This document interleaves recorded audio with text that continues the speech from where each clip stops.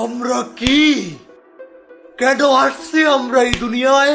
আমাদের কি বাঁচার অধিকার নেই? কি মনে হয় আপনাদের? আছে আছে আমাদের বাঁচার অধিকার? উত্তর দেন। জানেন একটা মানুষের শরীরে কত লিটার রক্ত থাকে? 6 লিটার। 10টা মশা যদি একটা লোকের রক্ত খায় কতটুকু রক্ত লাগে জানেন? তিন ফোঁটা মাত্র।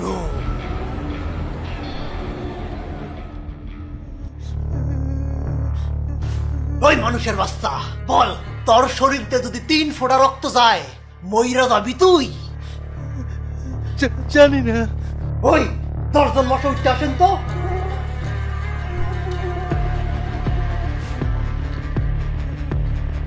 শুরু করেন।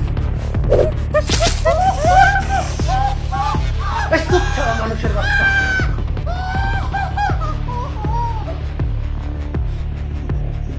বল বাইসা আসস তুই? তোরাই মানুষের বাচ্চারা এই 3 ফোঁটা রক্তের জন্য আমগরে থপড়ায় পিসা মারস, পিন্ডা সাইটটা কইরা কয়েল ধরাস, যাতে আমরা দম আটকাইয়া মইরা যাই। তগ শরীরে এত রক্ত, কিন্তু আম করে দেওয়ার জন্য বিন্দু মাত্র রক্ত নাই তগ কাছে।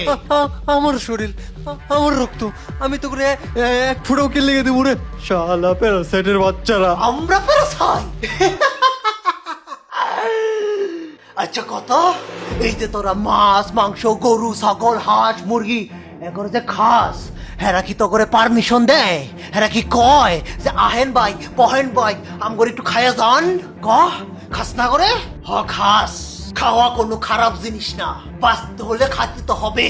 এক জীব আরেক জীবের উপর নির্ভরশীল, এটাই প্রকৃতির নিয়ম। কিন্তু কিন্তু কিন্তু এখন মানুষের বেলায়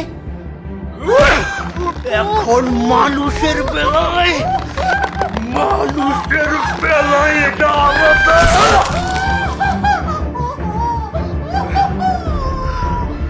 কারণ মানুষ অন্য প্রাণীর শরীর খাইতে পারবে, কিন্তু মানুষের শরীর থেকে 1 ফোঁটা রক্ত, মানুষের শরীর থেকে 1 ফোঁটা রক্তও ধরা যাবে না। বলেন আপনারা, কে ঠিক করে দেয় এসব নিয়ম? থাক ওসব কথা, এখন আমাদের বাঁচার দায়িত্ব, আমাদের ভবিষ্যতের দায়িত্ব আমাদের নিজেদেরকেই নিতে হবে। আর আমাদের বেঁচে থাকার একটাই উপায়, সব মানুষের মৃত্যু।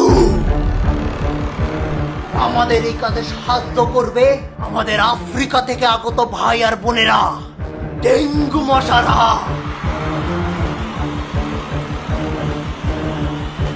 যান, শুরু করে দেন আপনাকে প্রজননের খেলা। ঘরে ঘরে 100টা করে ডেঙ্গু মশার বাচ্চা পয়দা করেন। এই দুনিয়ায় মানুষের সময় ফুরায় আসছে, তোরা বেঁচে থাকার জন্য অন্য প্রাণীরে মারস, এখন আমরাও তগুলোকে তাই করবো। না থাকবে মানুষ, না মরবে কোনো মশা, আর এটাই হবে আমাদের প্রতিশোধ, মশাদের প্রতিশোধ।